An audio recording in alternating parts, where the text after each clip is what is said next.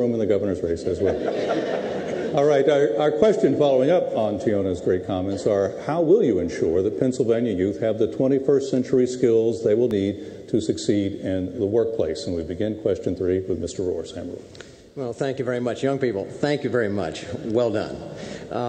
You know, when we hear oftentimes 21st century needs, I think, what does that mean? Really, I don't think they're a whole lot different than the 20th century needs in many respects. They're the basic tools of knowing how to read and read well, and the basic skills of math and science and in history. They're the kind of things that basically all of us adults out here had when we went up that equipped us. I think sometimes we think in the theoretical rather than the real basic things. I know one of the things I found being an education committee and dealing with dropouts and all of that was that one of the major reasons why we have our students drop out is because they haven't learned to read at an early age. And so when they get up into junior high, they don't do math well and they don't do science well. So that is a fundamental thing. I'm saying focus more on the basics here. We don't want to, I'm not so concerned about starting new programs. Let's solve some problems, and some of these are for very basic things. But you mentioned something which I think is around the money. You said that when you decided, when you began, you worked hard, and when you decided to take instruction from those that were teaching you, things changed. There's an attitude also involved. You know, not all children learn the same. There are different learning styles. There are different approaches. That's why different options in education, as well as the fundamental building blocks of the basics of instruction are important, but it's together it gives the confidence that just like you have right now, you got the skills, you can get out, you can do it. That's what we can do. Focus on the basics. Mr. Rohr, thank you. Mr. Wagner. A quality education. And we had a forum early this morning, and all of us attended, and it related to early childhood education. And my hat's off to Governor Rendell. He was the first governor in the history of Pennsylvania that funded early childhood education. And what early childhood education has done is prepared children for school. And when, in fact, many children are not prepared for school.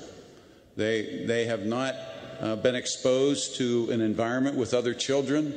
They have not been exposed to the learning environment. And the earlier we reach children, the better success they will have in kindergarten, first, second, third, and fourth grade.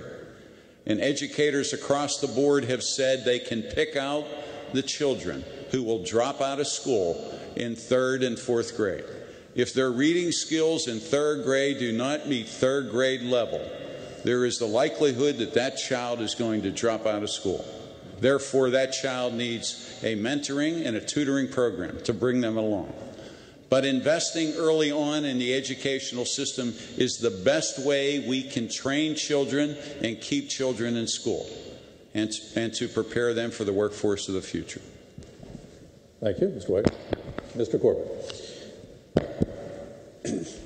The good basic education is the #1 thing that you need, and what Sam and Jack both said I totally agree with. But I think this question is more aimed at for those kids who are coming through high school and getting out of high school. What are they going to do? What are their jobs going to be? That being the case, we have to align our education and how, particularly the latter 4, 5, 6 years, how that's going to meet the really new jobs that we do have, whether it be in computer sciences, whether it be in entertainment technology, whether it be in the life sciences. So we have to identify those jobs with the industry and adapt our education to that. How do we do that? I think we have to facilitate the communication, as I said before. We need to bring the schools and the school districts and the Department of Education in together with the parents and the employers and recruit the students to priority paths. The Marcellus Shale is a gas find that we have here in Pennsylvania, and if you talk to the industry there, they are lacking for people with electrical skills and with welding skills, yet we're not producing enough of those people and encouraging our children to go into that form. So we need to start getting a little bit smarter about how we are training and who we are training and giving the children the opportunity to understand there are other jobs. Yes, there is college, but sometimes maybe a Thaddeus Stevens is a good place to go. Finally, internships. I love internships. When you're ready, when you're out of school, you come see us because we love to have interns in our office. Thank you, sir. Next, Mr. Honorable. Yes, one of the things that we need to do is have a stronger link between the schools and the employers. And so as I put forward, again, some policy papers, one of the areas that I focused on, if I'm fortunate enough to be governor, is creating a pre-K through 16 council, which should be made up of the public sector, the private sector, school districts, because from pre-K all the way through 16, which means the 4 years following high school, you have to coordinate that system for the changes that are happening in our environment and our economy. You can't wait to high school, you can't wait to college to have these kids ready for the workforce of the future. You got to start at pre-K. But then you also got to coordinate that entire system as we go through to make sure that it's teaching the skills for the jobs of tomorrow. That's why you want to have this council, and you have private sector involved in the conversation from the beginning to the end, along with the public sector. Also, mentorships. Nothing is better for the kids to keep their attention, to actually see what they're learning and how it applies in the real world. If they want to be a scientist, they want to be a doctor, they want to be a mathematician, they want to be a craftsman, they want to go to Votech, let them work with employers that actually do the work. Let them see why it's important to learn what they're learning. We know in this day and age when a lot of the kids are on video machines, we got to be creative, keep their attention. Let's make sure they understand the importance of why they're getting an education. Coordinating all of that from pre-K all the way through college will be critical to have the workforce of tomorrow so we can compete and turn this economy around. Thank you, Mr. Honorado. Mr. Williams. Do me a favor, repeat the question. Question is, how will you ensure that Pennsylvania youth will have the 21st century skills they'll need to succeed in the workforce? That's what I thought you said, so I just wanted to check. Your story could have been my story. Didn't do particularly well up through 8th grade, and then became very successful because of options in 9th grade.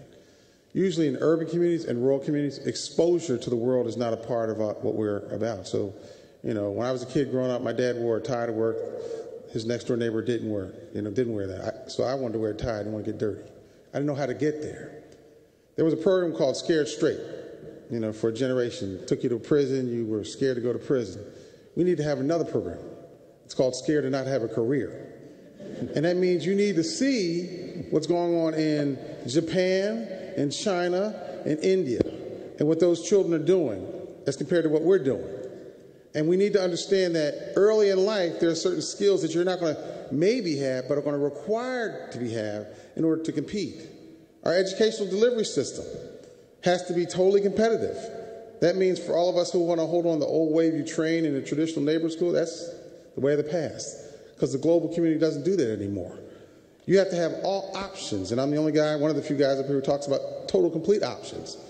The thing that changed my life was I got to go to a private school.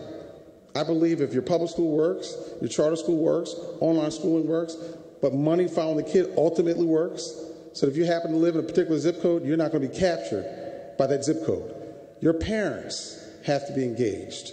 So ultimately, your outcome is going to be driven by the exposure that you have. Thank you, sir. Mr. Hufford, your turn. I would like to get back to basics. I would like to guarantee that every child has a good neighborhood public school to go to. And I know we're not there at this point, but that's where we've got to get to. My wife is a public school nurse in the Philadelphia system for 21 years. Our kids went to the public schools in Montgomery County. We saw a lot of differences in the resources available to those children. I do not support using public dollars for non-public school vouchers. I want to keep public dollars focused on public schools. I would fully fund the state school subsidy formula. We're trying to get the state share of education from 35% back to 45%. That's the national average for states, 45% paid for at the state level. Pennsylvania needs to do that. Secondly, I would raise academic standards and have testing on the standards, but most importantly, what No Child Left Behind did not provide was the remedial programs and the tutoring programs to help the kids that don't measure up along the way. And finally, we've got to keep the adults accountable in the public schools. My wife tells me the most important person in the school is the principal. A strong principal makes the place work. A weak principal allows it to fail. And teachers have to be held accountable. We are blessed with wonderful public school teachers, but if they burn out or lose their ability to connect, they should be mentored and retrained, but if necessary, moved out of the classroom, let somebody else teach. Thank you, Mr. Huffle. And that concludes that series of question and answer. And we will now move to the fourth question. Betsy?